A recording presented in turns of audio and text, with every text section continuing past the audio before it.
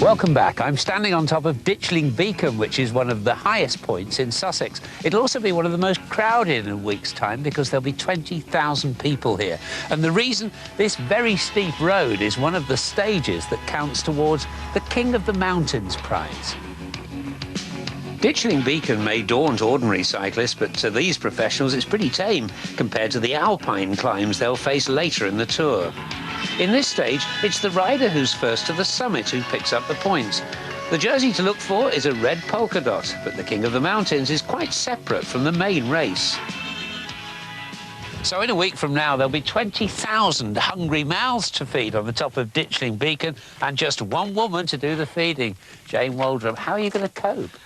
We'll cope because we do the fun run, the Brighton bike race for 20,000 people, so we'll be able to cope. And hopefully we're going to have about 4 or 5 bands up here selling lots of ice cream and lollies and things for the people. Though it's boom time for the ice cream sellers, that's just a very small spin-off from the Tour, which is now a multi-million-pound industry, with commercial sponsors fighting to link their names to the race. Well, cycling projects a number of very positive, healthy images. You've got health, fitness, endurance, dedication. And these days, with the clothes that are worn and the increasing sophistication of the bikes themselves, you've got fashion and high technology. If you mix that all together, that's a very attractive package for existing and potential sponsors. Because of its value, the Tour guards its name carefully. A special air exclusion zone has been set up over the route of the race to prevent unlicensed advertisers joining the very expensive bandwagon. And the organisers of the English legs of the Tour are being just as cautious when it comes to watching what happens on the ground. Quite interesting.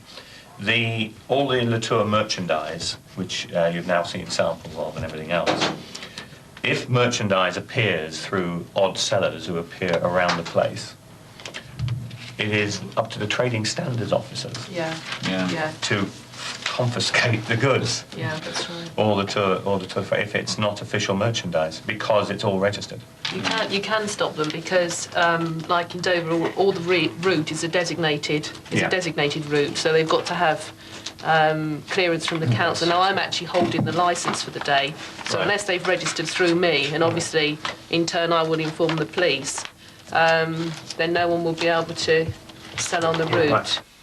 The police may not have to worry about opportunist salesmen, but they have far greater headaches. The 3 forces involved have spent more than a year planning how they'll cope. All leave has been cancelled, and 2,000 officers, specials and traffic wardens will be on duty on the route over the 2 days. One of the major headaches for the police is Brighton. Here, the cyclists will do a complete circuit of the town before reaching the finishing line. That circuit will mean that Brighton's 2 main hospitals, plus the police station and ambulance station, are effectively sealed off inside the race.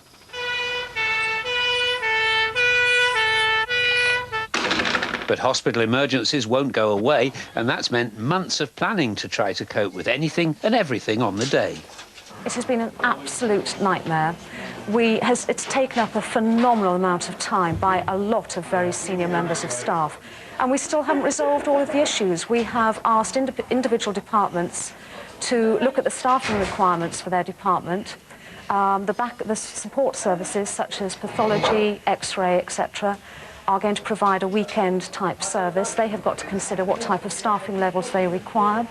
Departments such as accident and emergency, intensive care will provide a full staffing establishment, and theatres will provide an establishment that can cope with emergencies. But it has been very time-consuming, and I can only describe it as a logistical nightmare.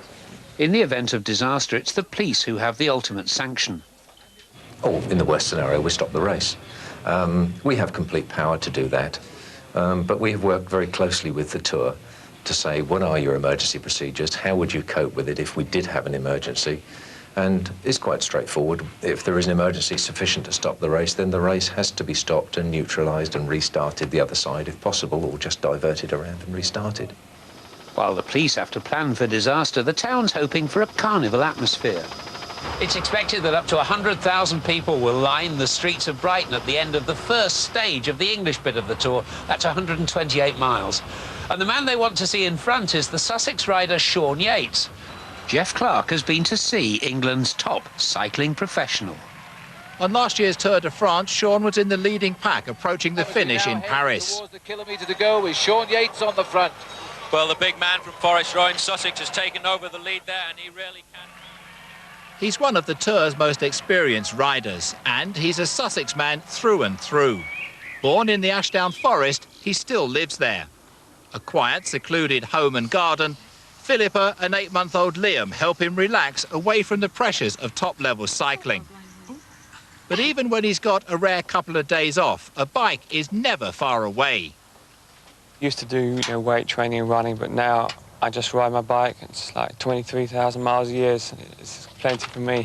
It's a great life, you get to see the world. I've been all over the world. I've been to Russia, America, Australia, everywhere. And I think for me, it's better than working from 9 to 5 at the desk. Like most youngsters, Sean was an early rider. His talent became evident as he grew up, according to Dad.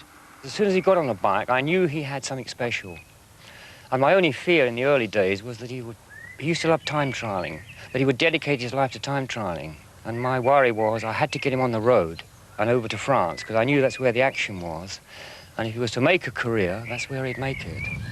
And make it he did, and to the top of his profession. He's almost constantly riding in a race somewhere, but at the age of 34, retirement beckons. This year's Tour will be the last for Sean. This is, what, your 11th Tour de France? 11th Tour de France, yeah. Getting fed up with it? It's getting, it's getting that way. You're not so much fed up, but, I mean, you have to draw a line somewhere, and I think the fact that it's coming to England this year makes it like an ideal swan song sort of scenario.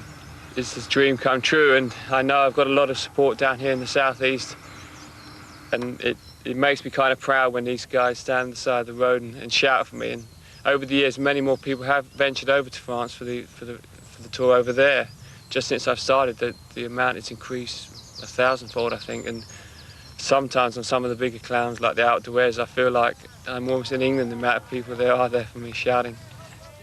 Next Wednesday, Sean Yates will swap the Alps for the Sussex Downs. A stage victory in front of his own fans would be the climax to a superb career.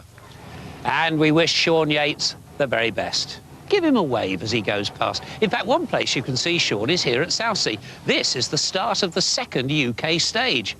And that's the finish just a few yards away. In fact, Portsmouth and Paris are the only circular routes in the whole of the Tour. From Portsmouth, the race snakes north to Winchester and up to Andover. Then it heads across to Basingstoke and back down to the coast until it reaches Portsmouth again at the end of 113 miles of racing, and what's expected to be one of the most exciting sprint finishes of the entire Tour. The race is just one of many events organised by Portsmouth as part of the city's celebrations to mark the 800th anniversary of its charter. Bringing the race here was just one of many ideas, but proved surprisingly easy to make the dream a reality. Literally, it was a question of a phone call through the major promoter Sport for Television to the Société de Tour de France, and back came the positive response. And since then, we have been working with a lot of people to bring the world's biggest annual sporting event to Portsmouth. It's not just the local councils who've had their work cut out. A special act of parliament was needed before police could close roads across the region. And with hundreds of diversions in operation, the AA's road sign department's gone into overdrive at its Basingstoke headquarters. The biggest sign we have to put up is nearly 12 square metres. And the smallest, as small as a piece of A4 paper. Designs of a different kind have been on the minds of children across the 3 counties. Teachers have used the tour's visit to interest both their classes in France and in geography closer to home. I think it's the whole of Tour race has excited them. They know it's a big, important race that they've not really heard of before because it takes part in France. And now it's coming to Hampshire for the first time. They've really been able to get involved in it, learn about the cyclists, see videos of it, and also learn about their own area and learn that there are different places to where they live and that they look different. Certainly the youngsters at Weston Middle School in Southampton have very clear ideas about the race and why it's come here. They have decided to come over to England to do the bike race this year because the opening of the Channel Tunnel, so they will come under that over to England. There's lots of people taking part and there's going to be lots of people watching. They've never been over before and they can see what it's like over here. There's a day and you have to get from one place to another, and the winner gets a yellow shirt. Whoever gets the yellow T-shirt most times wins the whole race. Cycling is now Britain's fastest growing leisure industry. 20 million people are regular pedallers. By the end of this decade, manufacturers expect to sell 4 million bikes in the UK every year. Well, presumably one of the effects of the tour coming over here is increased publicity for the sport in Britain. Riders like Trevor of the Northants Road Club, presumably you're looking forward to it. Oh, very much so.